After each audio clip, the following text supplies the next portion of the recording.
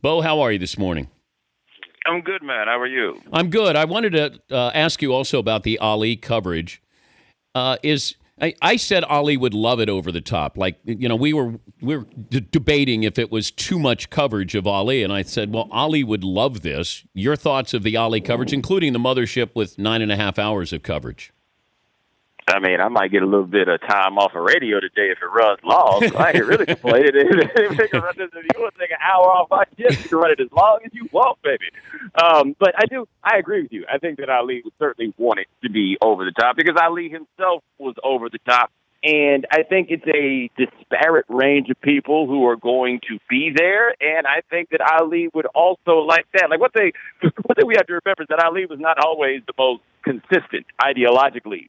So, like, you look up and you're like, wait a minute, Orrin Hatch is going to be speaking at Muhammad Ali's funeral? Yes, apparently Orrin Hatch was his favorite politician, for example. Like, this is the guy he was. This is who we have. So, yeah, I do think that something like this is absolutely what Ali would want, man. Heavyweight champions, they call them champ for a reason because they see themselves in that way, and this is going to be a homegoing fitting of a champion. Boxer or social impact? What's the lead with Muhammad Ali? I think it's social impact, and I mean, and the boxer part is very important. I don't think that we can lose sight of the fact that he's the greatest heavyweight of the greatest era of heavyweights that we've ever had. So, I mean, it's a big deal in that way. But the social relevance, I think, is more because the Vietnam War is a defining part of that period of history in the face of the opposition of the Vietnam War, which time has borne out is, in the eyes of many, the morally correct side. Ali is the face of that. So, like, you can't talk about that era of American history, a very significant era of American history, without talking about Muhammad Ali.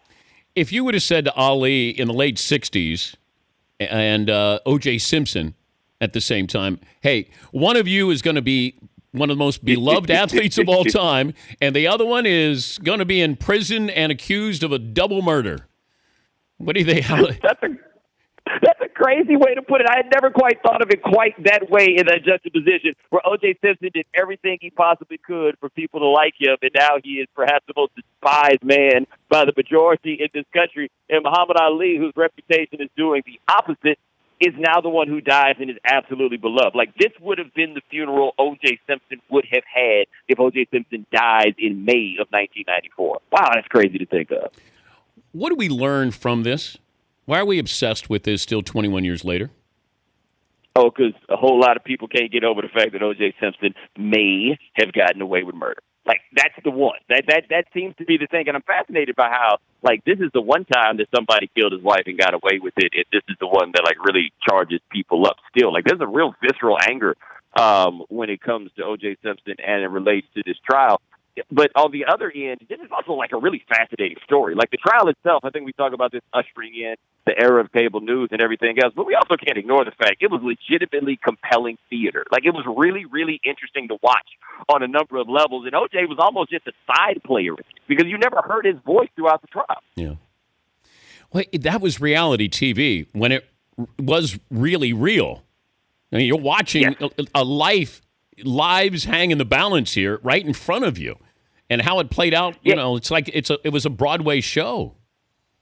Well, it also was like the people you meet in Los Angeles, right? Like if for people who don't live in Los Angeles or haven't spent time around Los Angeles, these are the wild sets of people that come together around all that Hollywood stuff, right? So it was a portal into this world. Like, the idea of Kato Kaelin. Like, people have forgotten about Kato Kaelin at this point. But, like, the basic notion of Kato Kaelin existing and everybody who would then, like, wind up around him and then have these star turns. Like, that's a city full of people who want to be stars. And how many of them accidentally became stars because of this O.J. Simpson trial? Like, it was such a fascinating snapshot into the strange world of Los Angeles, California. But you also have everything. It's this confluence of race, celebrity, police. You throw that all together, and boy, that's a combustible cocktail right there. Yeah, especially when those things are evaluated superficially, which is what I think happened actually during the trial. Like, the thing about Ezra's film that I think is so important is that you have 3 hours of footage before you get to the murder, let alone the trial, because there's so much that you have to set up about how you get to the point of this trial being such a big deal. And it's a fascinating look at, I really think, truly at American history, because the first episode on OJ and him, like, growing up in San Francisco, I just found that to be as interesting as anything else that was in the film because we don't really know that much. Like, we pick up O.J. Simpson, he's the biggest star in sports, and then even that, the episode that's about that is really, really interesting about how O.J. Simpson as a salesman was constructed and the ideas behind it and the things that people felt comfortable saying in the film. Like, then we wind up getting to the murder. Like, I think there are people, if you are under the age of 30, like I'm only 35, so I didn't really witness this, as it was contemporary. But the hardest part to make people understand is what a big deal O.J. Simpson was. In the FX series, you couldn't really get a glimpse of that. The best thing about this 30 for 30 is you look at it and you're like, oh, this is why this guy was such a big deal. But I also we're talking to Bomani Jones of the Mothership. I also go back to the Ali O.J. Simpson. Ali scared white America, at least a portion of white America. O.J. Simpson didn't. Like, white America embraced O.J. Simpson at that same time. So I go back to those two. I just find it, fascinating, that here we are covering those two in the same weekend. But I think white America said, O.J., yeah, he seems like a nice man. We're going to welcome him into our living room here. Well, they went past the living room. Like, the most interesting thing is, if anybody has ever, come close to actually transcending race, O.J. came really, really, really, really, really close. And there are parts in the film that talk about how he saw himself as being set apart. Like, the FX series had the whole "I'm not black, I'm O.J." line. But he actually believed that. Like, he really got to a point where he thought that he could pull that off. Where Ali, on the other hand, was demanding that you acknowledge his blackness and respect it at every turn. And now we get to where we are at the end, and we've got people trying to kind of ignore the blackness of Muhammad Ali to make him a more universal figure. And O.J., black as he ever going to be. Ain't no getting out of that now. Like here you are. From 1994 on, the black portion of O.J. Simpson's life began. As hard as he tried to run from it, he never, ever could. But isn't there a part in the documentary where they wanted to make O.J. more black, so they went in and exchanged photographs in his house to take down the white photographs of friends and put up black photographs? Yes, because the thing about that, because the FX series had that part also. Yeah. It was less about making O.J. black as it was hiding the fact that O.J. did not associate with but a handful of black people. Like, he had just completely divorced himself from the black experience in that way, where all the people in his house, with some exceptions, were all white people, right? Like, that's just all it was. And so the idea that if you're going to say, hey, O.J. Simpson has been treated poorly by the system because he's black, it don't really sell so well with the jurors when you get in there and there's nothing but pictures with a bunch of white people on the wall, specifically a bunch of white women and no black ones. That was the thing. They're like, oh, hold on, we got to flip this. We got to change this. What's the most shocking moment out of all this? Ooh, like in the film, I don't even want to ruin some of the ones that are just like, this is the most amazing thing that I have ever heard. But I think the part that will shock a lot of people is getting a thorough look at the history of the Los Angeles Police Department. Like, before, we're talking about the Rodney King stuff and everything else. Even before Watts, when leads up to the Watts riot, I think that's the stuff that people are going to look at and be like, oh, okay, I didn't realize it was like that. Because I think that people have this picture in their head of California being this liberal paradise. People, associate the term liberal with a whole lot of other things. But the history of people making that relocation to Los Angeles is almost like an American tale, right? Like the Disney movie. There are no cats in America. The streets are filled with cheese. And then they get there and they're like, yo, where's the cheese?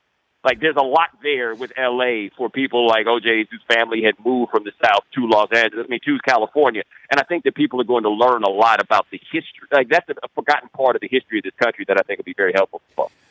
If you don't have the Rodney King verdict, is there a different outcome? Is there a different reaction to O.J. Simpson, a different backdrop that Johnny Cochran and his team would have been able to use?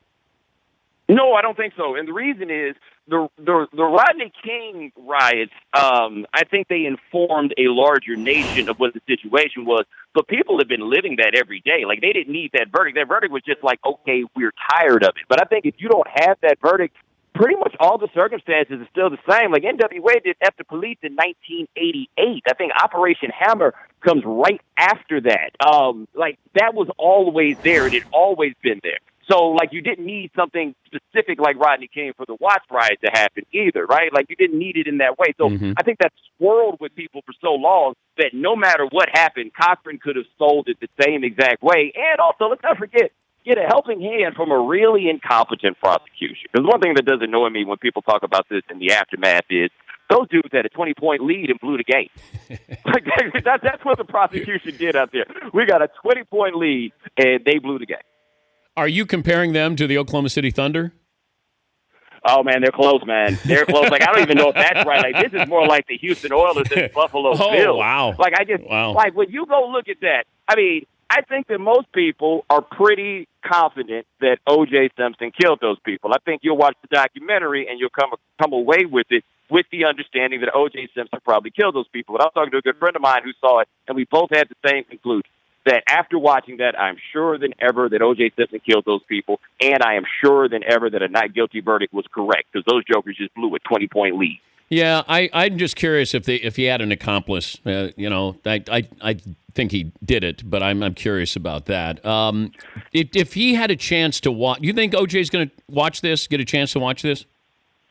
Yeah, I don't know what kind of accommodations that he's got in there. I'm sure he has all the time in the world to watch a 7.5-hour documentary. I think it's possible. I think that OJ's ego is so sizable that he would watch it just to see himself on the screen. Because he'll be able to watch that and see the stuff from the 60s and 70s and be like, man, look at me right there. Because he's so striking. Like, I think it's really, really important for people to see it and to remember when you watch this.